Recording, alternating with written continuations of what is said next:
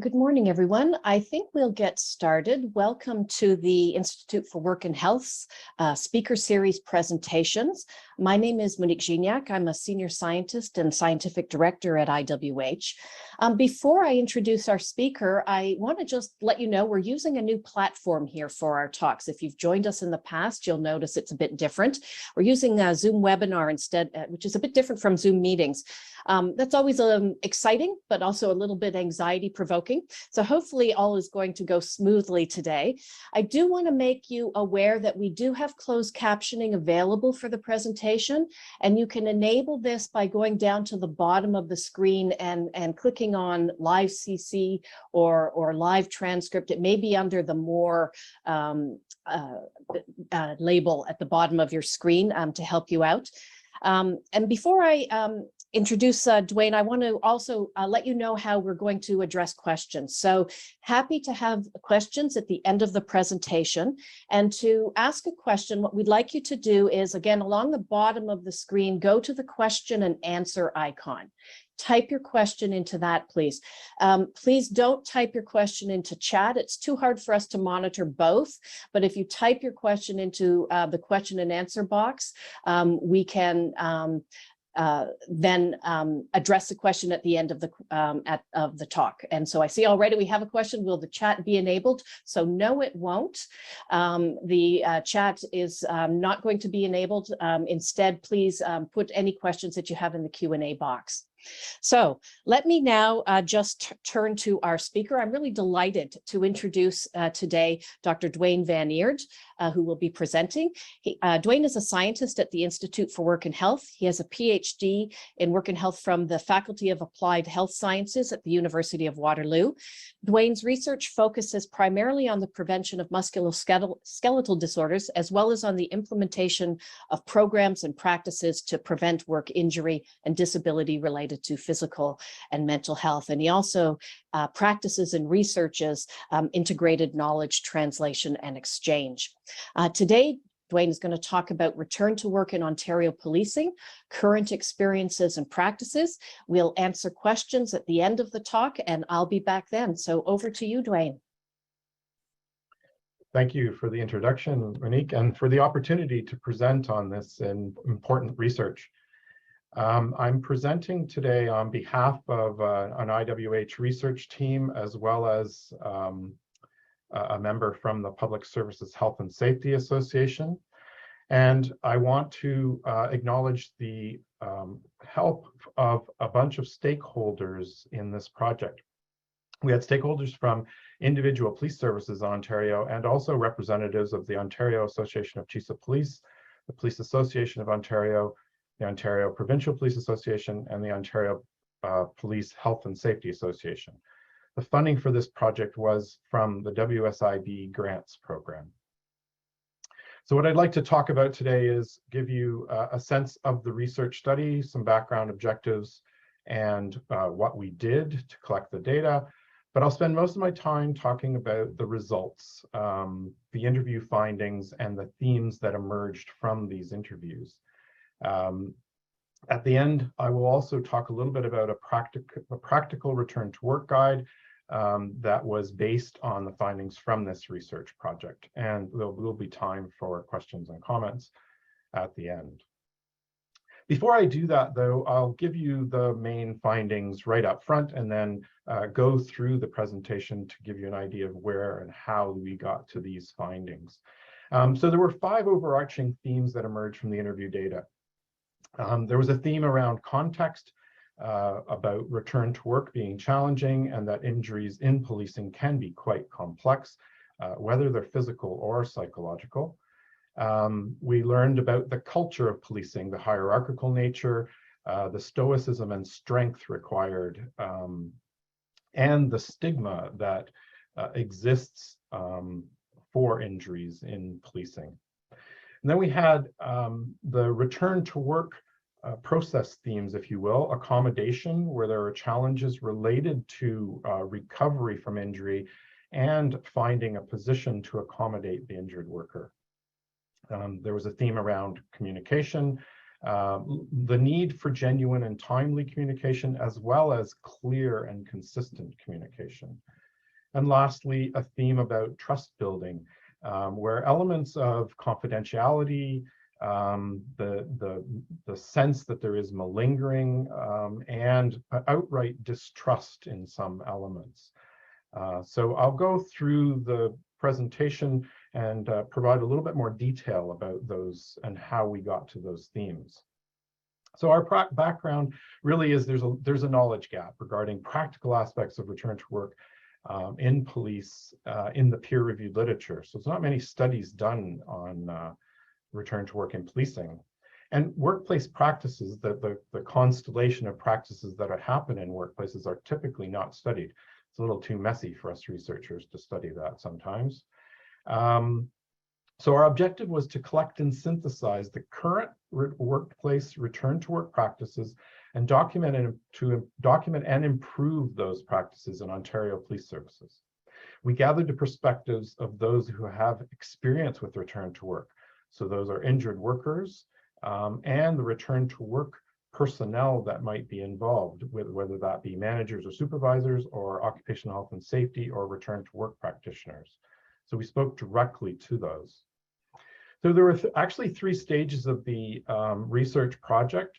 I'm going to focus on the semi-structured interviews with police members about their experiences with return to work, but we also conducted a content analysis of return to work policy documents that we were able to collect. We did a rapid review of the peer-reviewed literature on return to work in policing, updating some previous return to work reviews that we've done in IWH. And then we developed a practical guide, which I will show at the end. Now, because I can't talk about all of these results, I will let you in on the policy document content was consistent with the interview themes, particularly those themes around accommodation and communication. And the rapid review revealed 4 relevant studies, even though we looked at 8,500 to begin with. I'll talk a little bit more about that rapid review because I snuck it in towards the end. And lastly, about our IWH research process, the blue boxes here represent kind of a typical research project, from the research question through to reporting and then hopefully disseminating that information. I just wanted to point out that our stakeholders worked with us right from the beginning of the project and continue to be involved as we look into disseminating our results. They were instrumental in helping us with recruitment, helping us with terminology for the interviews so we don't sound like dumb researchers, but actually meaningful questions, and then helped us to look at the preliminary findings to fashion the messages. So can't change the results, but they did help us fashion the messages. And I will note that the speaker series is part of our dissemination plan. So thank you all for joining us. So for the results, we had 49 interview participants. And this table shows the characteristics of those participants. I'm not going to go through the numbers per se, but I want to point out that we purposefully looked to get a balance in gender, role, whether they were sworn or civilian, and the different injury types that may occur. I should also point out that not all of the return to work experiences that we heard about were poor. Some were very good. Some were not so good, but all contributed to the themes that I'm going to talk about in a little bit more detail now. So as I mentioned before, there's 5 overarching themes. 2 of them related to context and culture, and they highlighted the specific challenge to return to work in Ontario policing. So within context, we know that return to work can be challenging post-injury. That is true regardless of sector. But we also heard about the injuries and their complexity, which may be quite unique to policing or first responders potentially. Those injuries can be complex, whether they're physical or psychological in nature. We also heard a fair bit about the culture of policing, the hierarchical nature of the culture. The term chain of commands is something we heard very often throughout our interviews. There was also an element of stoicism where injury was really equated with weakness.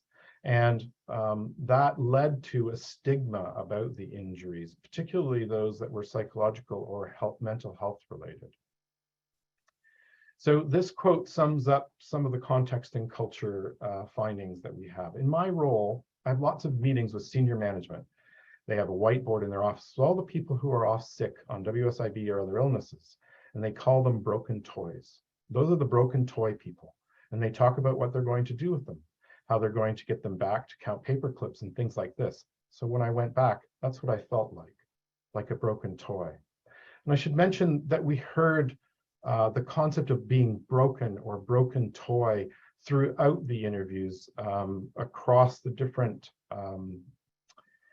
services and different jobs or roles that we spoke to. So this term seems to be quite pervasive. And then we have the three overarching return to work practice themes. And the figure that we came up with is to try to orient the interrelatedness of these themes, context and culture, and then the return to work sits within the context and culture. So the accommodation, communication, and trust building are those themes that are unique to the context and culture, if you will. So within accommodation, the accommodation theme, we had two sub-themes. One was about recovery from injury, and this quote from an injured worker highlights that well. The goal, number one, get better. Number two, get back to work. I was doing therapy once or twice a week. I did everything. I maxed out my benefits. I did massage, hot yoga, acupuncture. I trying everything and everything, seeing a naturopath, trying to get better. It was exhausting. We heard this a number of times about the work required to recover, which is a bit before accommodation, but is required for accommodation. So we included that sub-theme within accommodation. There was also a sub-theme about accommodation challenges. And this quote from a return to work personnel sums it up. We try our best to put people in positions where they're going to be most useful and get them back to work as soon as possible. But we're not a large police service that would have countless desk positions. We have to kind of figure that out each time, what would be best based on their injury. So the challenges from a return to work personnel point of view were finding those positions and meeting the medical restrictions of the injured worker. But I kind of purposely emphasized the word desk in the quote, because there was also challenges from an injured worker point of view that they didn't feel that desk work was always meaningful work for them. And were often really pushing to get back to their original role or position. The other return to work practice theme is about communication. We heard a lot about the need for genuine, timely communication. And this return to work person tells us one thing: we were trying to keep people connected when they're out of workplace, because we've had feedback from many people to say, when I was out of the office, I didn't feel like I was part of the organization. I felt disconnected. Nobody cared. There were challenges not only with the timeliness, but you can see that there was some element here that required genuine. So people that were injured did not like to be contacted just to check their name off of a list.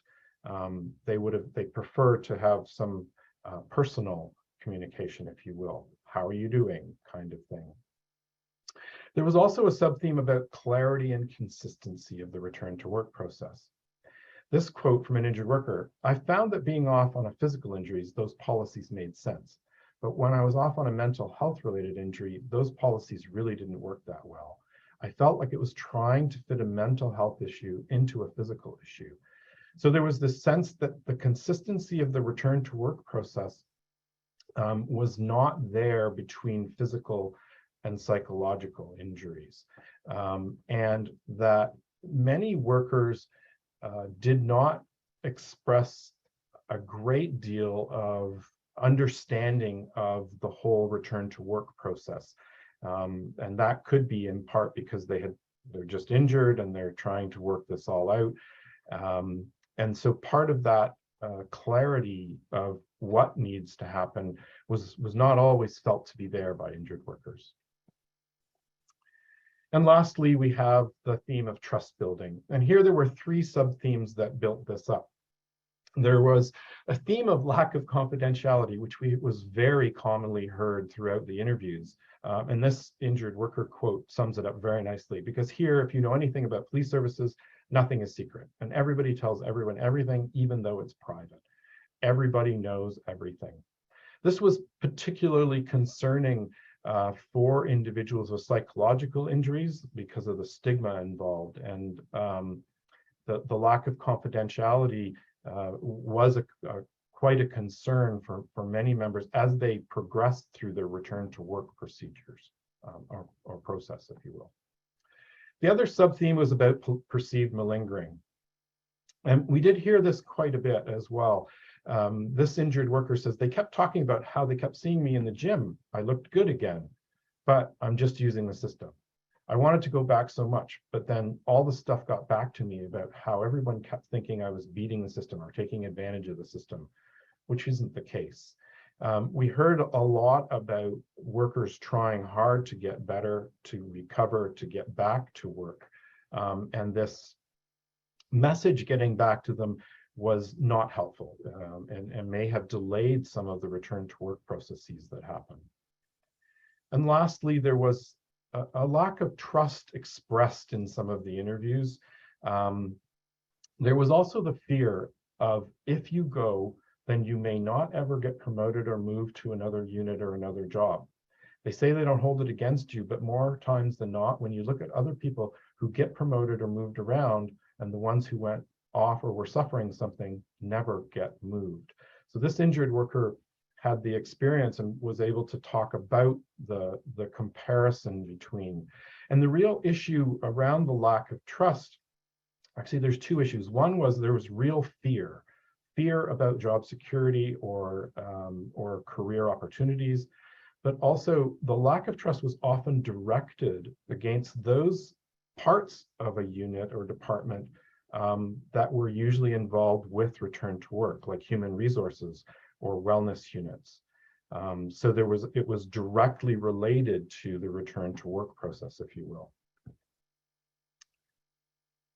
So I hope that provides a little bit more richness to the themes that I presented at the very beginning. I should mention that there are some strengths and limitations to this research project. One of the strengths is that stakeholders were involved and helped us with recruitment and our terminology in asking the questions. The other strength is that we gathered the perspective directly from those individuals who are involved in the return to work process. So injured workers or some return to work personnel, whether that be a manager, supervisor, somebody from occupational health and safety, or a return to work specialist within the services. And we do note that the interviews yielded rich data as well. Now, on the limitation side, this was a convenient sample. We purposefully sampled. So there is some selection bias, likely. I can tell you that there was quite a range in the injured worker side, from good experiences to not so good experiences. But on the return to work personnel experience, it's likely that the people who volunteered to be part of this research were likely trying hard, and that did seem to come out.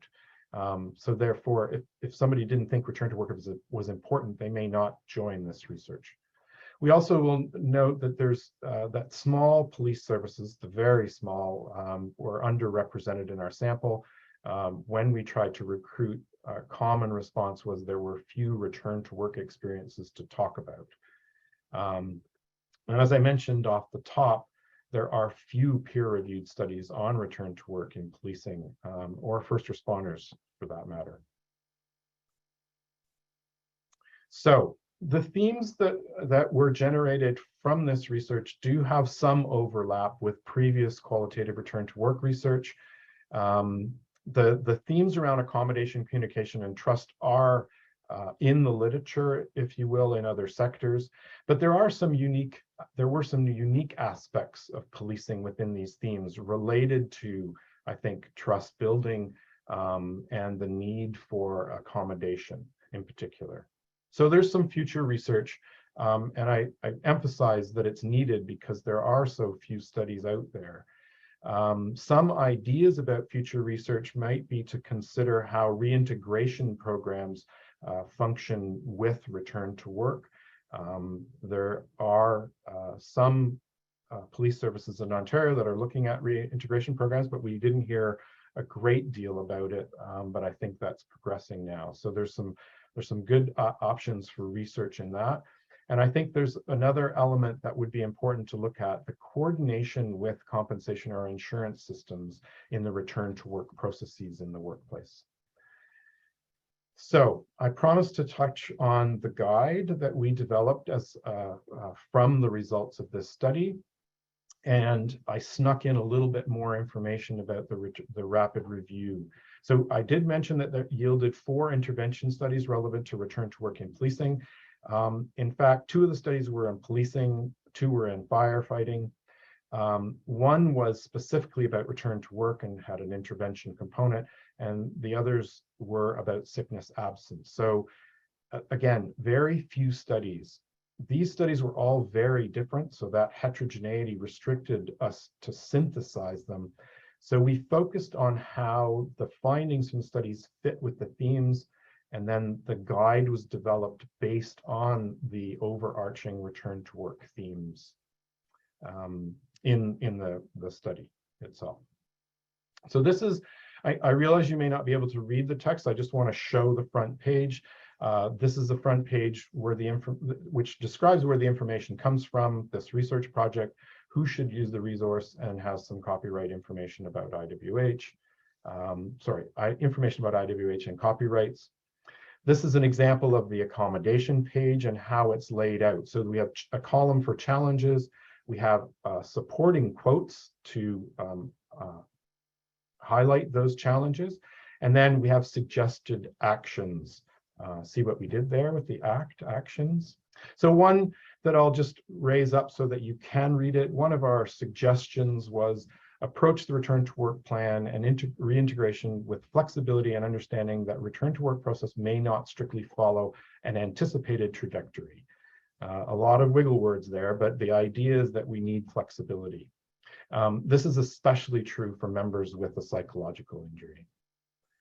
So in order to squeeze in a little bit more, I'll show you the other pages of the guide, the communication page, the trust building page, and read just another of the suggestions that we have. Under communication, injured workers can be overwhelmed by the return to work process.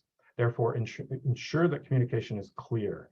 Include information about the process and accommodations and how they may differ depending on injury type, individual circumstances. And this was really raised by our participants. Adapt the mode of communication to the circumstances. And lastly, in trust building, one more suggestion. Ensure all communications about injuries are respectful and use non-stigmatizing language that does not equate injuries with weakness or being damaged or broken. So I'm bringing that all the way back to the first quote. And that was, again, an important recommendation shared with us from a number of our participants. So with that, I think I can reiterate the 5 overarching themes and the figure suggesting how interrelated these themes are. So we had return to work can be challenging at the best of times. Injuries within policing can be quite complex, whether they're physical or psychological. There's a hierarchical culture within policing, and the chain of command is something that is mentioned throughout, but it has an impact on the return to work processes. Stoicism and the concept of strength was something that emerged very consistently, but that led also to a stigma about reporting an injury or taking time off. There were challenges related to recovery and accommodating individuals due to their medical restrictions. There were more challenges in psychological, and psychological injuries were often seen as more complex. Then we have the theme of communication. So genuine and timely communication, there was a need expressed. but that the communications need to be clear and consistent, so that the process can continue on uninterrupted, if you will. And lastly, the theme of trust. There were issues pointed out around confidentiality, which were concerning in particular for those individuals who had psychological injuries. We heard about malingering, or the sense that people were somehow gaming the system or not truly injured. But many individuals reported how hard, in fact, they worked to get back to work, so to speak. And there were elements of distrust, often directed towards those parts of a department or unit that were actually involved in return to work. So there's certainly a need for trust building in the return to work process in police services in Ontario.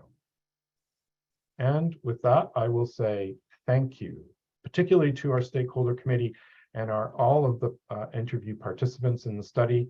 I will again point out that this research is supported by funding from WSIB, and that the Institute for Work and Health operates with the support of the province of Ontario, and that the views in this presentation are those of us, the authors, and may not necessarily reflect that of the province of Ontario.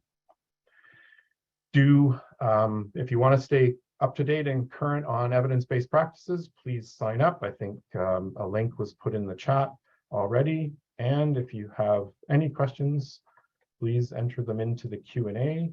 Or if I don't get them answered now, please feel free to email me at the end of or after the presentation. Thank you.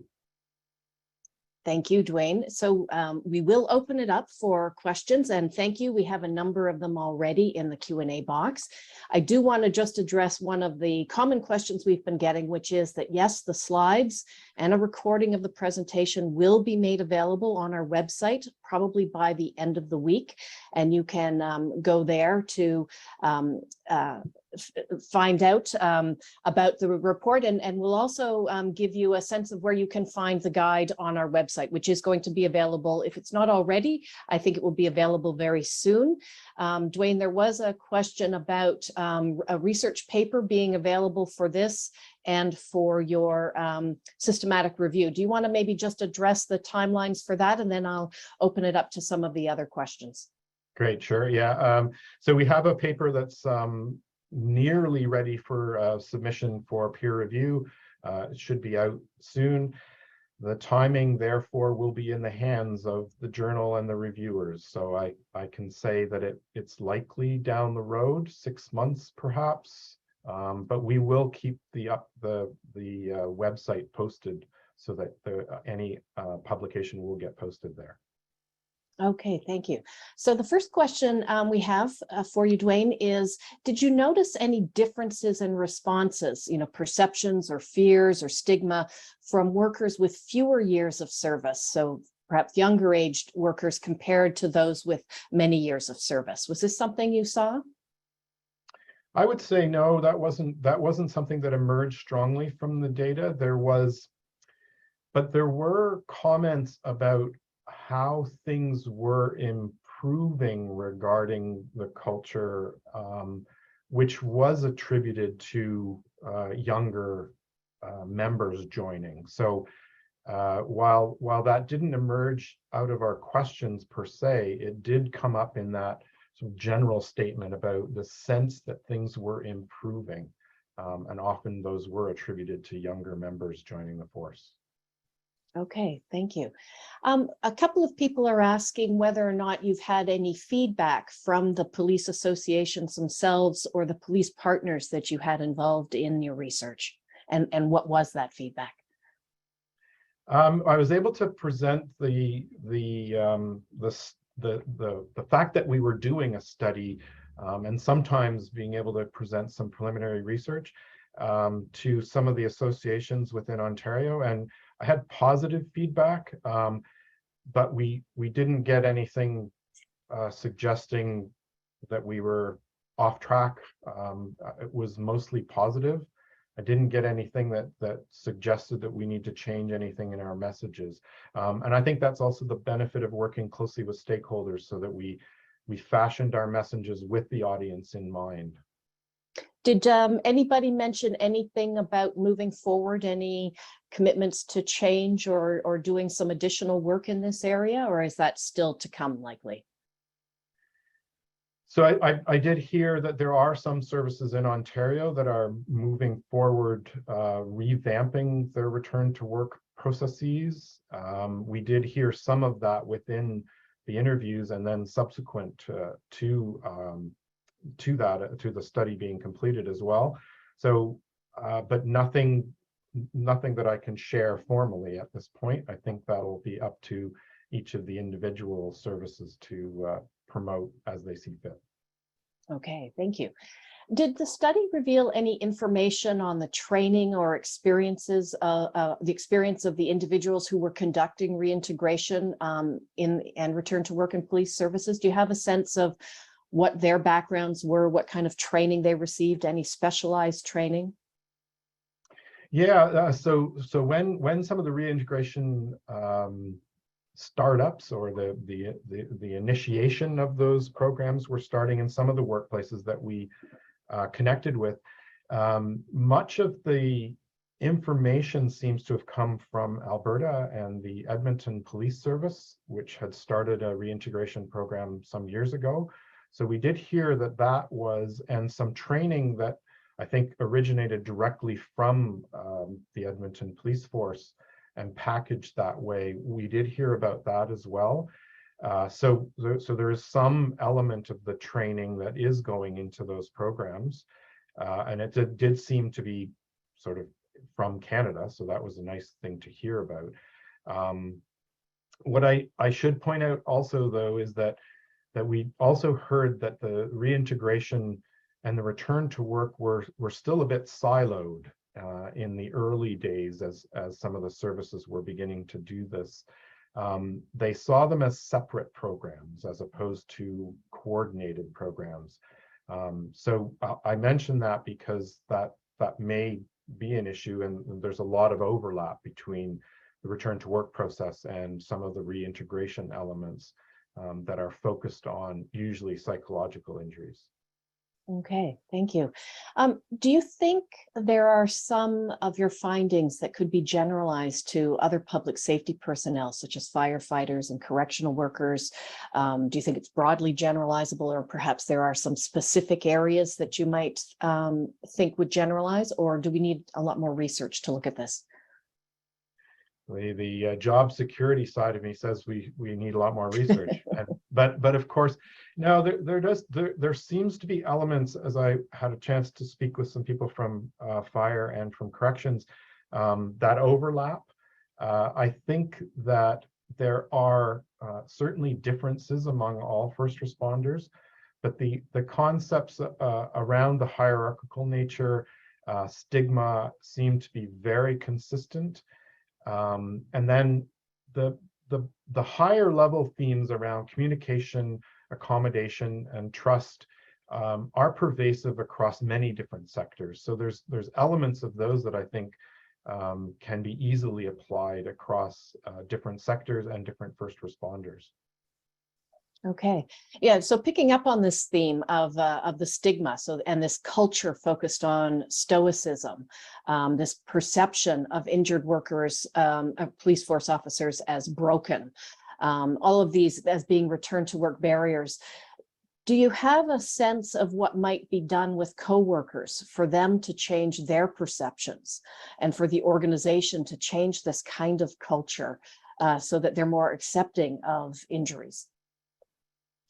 Yeah, I think some of the recommendations that we heard for that were like increased communication without the stigmatizing language. And I think there are some elements of that could be incorporated into orientation and training. We did hear like that there were some elements of orientation that are long forgotten. And so there's reminders that are needed throughout. Taking away the stigmatizing language and the concept that somehow being injured represents weakness will take some time, I think. But as I mentioned, there did seem to be some changes that we were picking up on in general, that our participants mentioned, that things were improving in that sense. There were these comments that included the term old guard that seemed to, that's where they felt things were persisting in this more stigmatizing language in particular that was used. So from my discussions both with the participants or reading all of the interviews in particular, there was a sense that the leadership in policing was moving towards better understanding of mental health issues within the police forces, within the services, and that was one of the signals of improvement. So it's moving. That will take time, but it will also help many of the other procedures within policing, particularly around return to work. Okay, that actually leads into the next question. We have a few people in the audience who are interested in learning a bit more about your dissemination plans and how you plan to share information with some of the police associations. And would you give them the same recommendations, or what are your plans around disseminating? So I think the primary plan will be to get this guide out, which summarizes the research process. So we're really going to push that people come to our website and download the guide and distribute it as they see fit.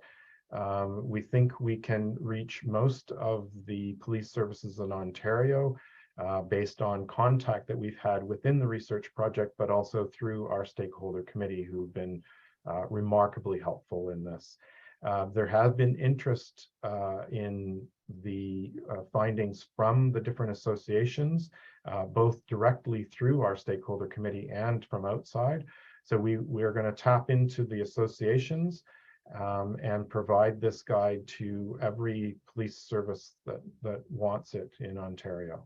Our focus is Ontario because the study was from Ontario, but we think it may actually be distributed more widely than that, and welcome that opportunity.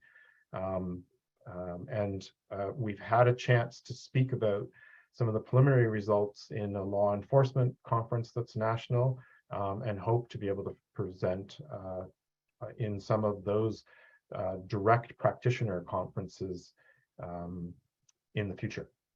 Okay, thank you. A number of people are interested in gender. Did you see any gender differences, similarities in your findings, and also anything that you can speak to with race? So we didn't collect data on race, so we don't have that as part of our data, and we did not do any specific comparisons in gender. Nothing specific emerged in our themes that would point to concerns about gender. However, there were some individuals who commented that the hierarchy within policing did include gender, and that if you were female, you were lower on the hierarchy than if you were male, even if you had the same role or position. That emerged in a couple of instances, but it did not emerge to a theme level, if you will. Okay. A number of people also interested in the physical versus the psychological injuries. Can you comment on whether they were similar, whether there were some specific differences?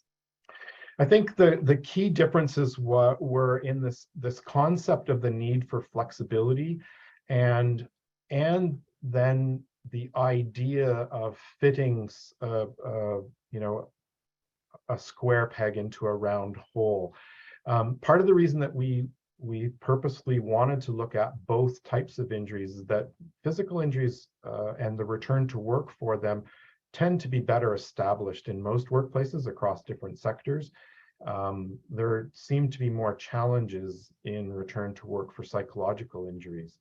The psychological injuries in policing is not a new thing, but the return to work is potentially more challenging. So the big differences were around the need for flexibility and the need for a different level of communication. So you can imagine with a psychological injury, even the work of going to find the forms that you need and how to complete them in a timely manner may require a little bit more support than for a physical injury. If you've broken a bone, you may have to recover from that, but your ability to communicate, your ability to complete the paperwork is not as impacted as it might be if you have a psychological injury. So there were elements that were consistently pointed out about those differences. The need for flexibility also highlighted this consistency element, where some individuals, I think, felt that because they were seeing their colleagues go through a more flexible process than they did, that there was inconsistency, but it really was about flexibility and the need to understand that return to work may not be a linear process, that there may be setbacks, and that is not unusual, and that could be in physical or psychological, but there needs to be this idea that is part of the process. Okay, thank you. At the beginning of the presentation, you mentioned that there were success stories. And at the end, you talked a little bit about the sample potential limitation is sometimes people who haven't had as much success are more likely to want to be in a study to share their stories. Can you tell us how many of your participants provided success stories, had a sort of a successful return to work transition? I don't have a number off the top of my head. There were a number that reported that they had a good experience with the return to work procedures, worked closely with their workplaces, and felt that they returned to work in a reasonable time frame. Many of those individuals did report that they had a combination of injuries. So they had a physical and a psychological injury, which was a bigger proportion of our sample than we had expected. But that may be related to the size of the organizations, but I can't comment directly on that either.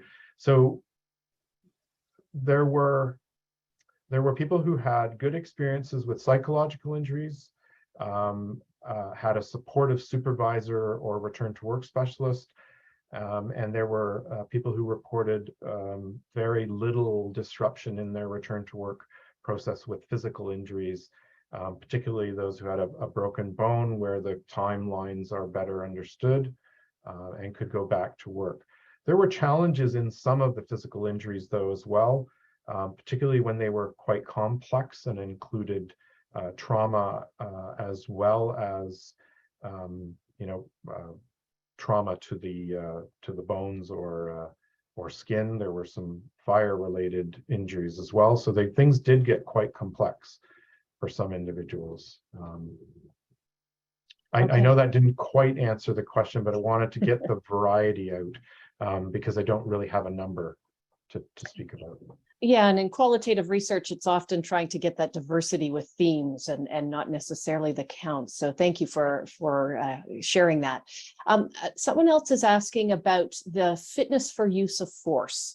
Mm-hmm. And how that might affect return to work. Did you hear any comments about that in your data? Yeah, there were some comments. They often reflected on that this was another potential barrier to returning to work, but most often it was just mentioned as in this is a normal course of procedure. There were some injuries and experiences that we heard about where the Special Investigations Unit, the SIU, was involved. So we did hear about all of the potential delays and complications in some types of injuries. Use of force was not seen particularly as a barrier. It was seen as this was something that was necessary to move back into the job. And most people commented on it like that it was a step that they needed to take. And to be honest, most people understood it well. It was very much related to this concept of, I want to be better before I go back to work. I want to be trustworthy. I want to be able to to protect the public and to also protect my partner or other colleagues. And I want to be able to do that well. So there was this sense that was a necessary step, and that was fine in a return to work process. Okay. Getting more questions about your sample. So a couple of them, someone is interested in, you have a range of people that you interviewed, in how many of them were injured officers. And someone else is also interested in any similarities, differences between more rural or urban police forces. Yeah, I think with respect to the sworn versus the civilian, we didn't compare directly. There were certainly quite a few officers who were out in the field on the road, and they often, commented on the challenges of going back to work, working at desk jobs. They were really pushing to get back to their original role. That is what they felt was meaningful work to them. So I don't know the proportion directly, but it was probably 60-40, almost like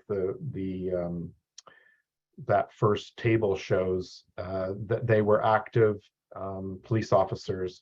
But we purposely wanted to also gather experiences from dispatchers and others in roles that can also be exposed to trauma. So we did want to get this breadth of experience, and get a sense of return to work in its entirety, if you will.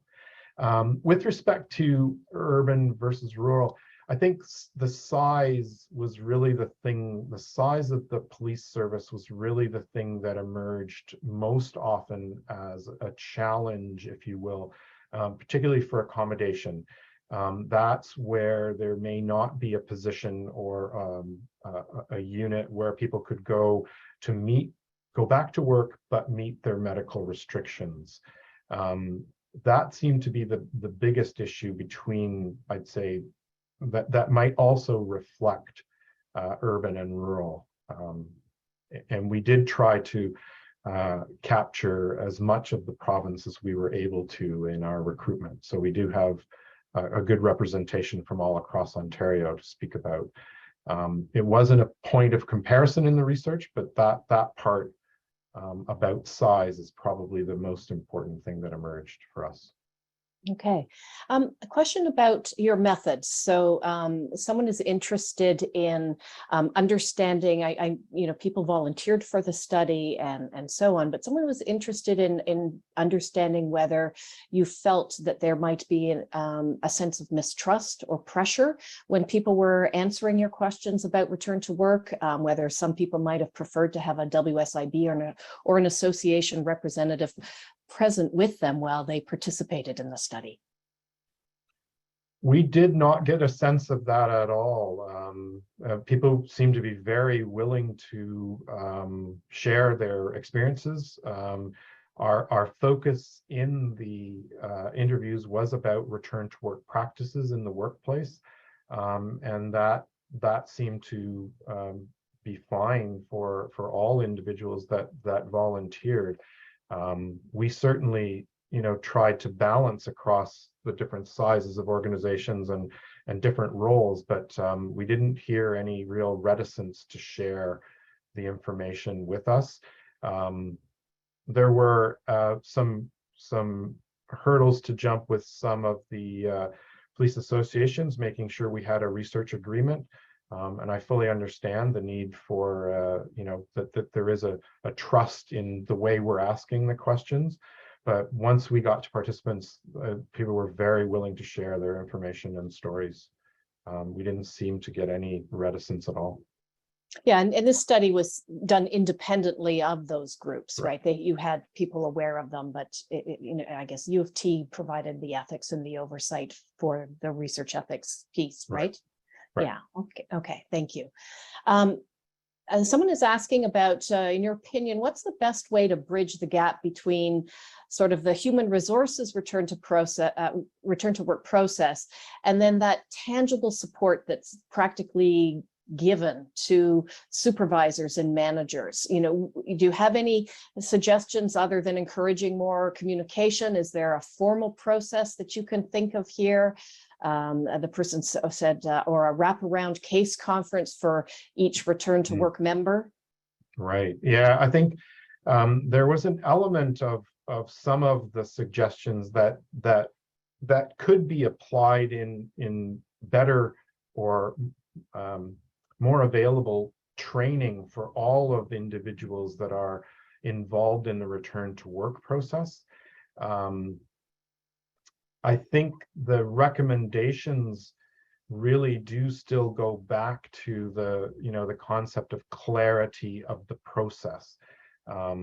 What I found interesting in some of the interviews was a lack of understanding of the role of WSIB in the return to work process from injured workers in particular.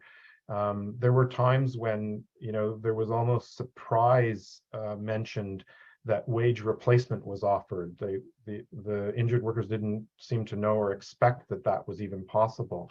So I think up front, and I recognize the challenges of doing things at orientation, and then having people remember that when they are injured later on in their career. But there's this sense of better understanding how the process works at every part of the process, and that seemed to be a recommendation that we heard fairly often. I hope I'm leery to offer my opinion, but I'm trying to base it in the data as much as possible. So hope that answered or got a start at answering that question. Okay, thank you. Someone comments that the accommodation and a communication process is driven by trust building and is obviously impacted by our differing personalities, that we don't all approach problems in the same way. Do you have any comments about how some of these interpersonal factors, these personality differences, might be tackled going forward? Yeah, I mean, we did hear that as well, that that sometimes communication with a direct supervisor was strained, perhaps for other reasons than a return to work, and that that support was sought in other ways. Yeah, there is an element of again, potentially of training. There is one of the articles in our rapid review put forward a respect training, which is directed at supervisors, and it seemed to be effective in that particular article.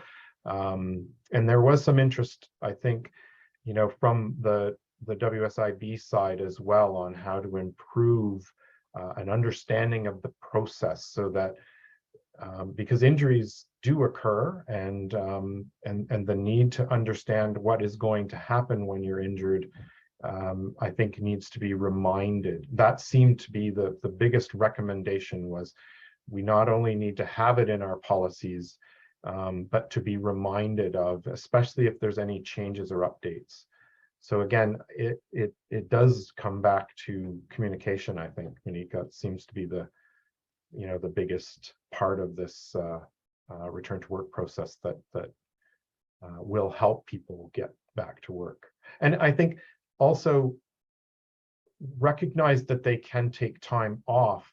One of the things we did hear often is that because of potential disagreements with their supervisor, they decided not to mention that they were injured, and delayed their return to work, or sorry, delayed their taking time off work to deal with injuries, and that seemed to compound the problem even more. They're waiting too long, maybe having more difficulty with treatment. So getting back then became problematic. So the stigma, the communication, and the culture do all intertwine in this. Mm-hmm. Okay, I want to let you know, Dwayne, we've been getting lots of comments too about how great the presentation is, how useful it is, including from people who have experienced the return to work process in the police force. Thank you. Lots of information or requests for what your dissemination plans are, and so that people can follow up on the findings.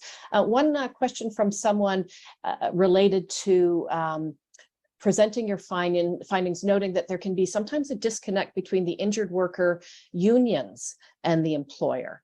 And so do you have any plans to talk to these different groups like the OACP so that your information can be used by them? I would love to present or share this information and our report with all of the associations.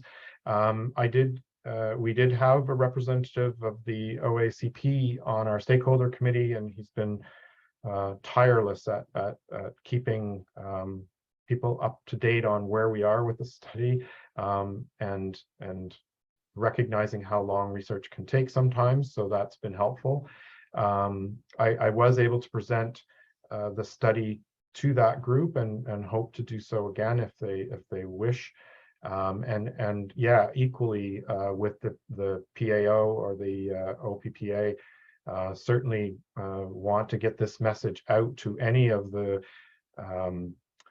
any parts of policing and the services that can help with return to work. Okay.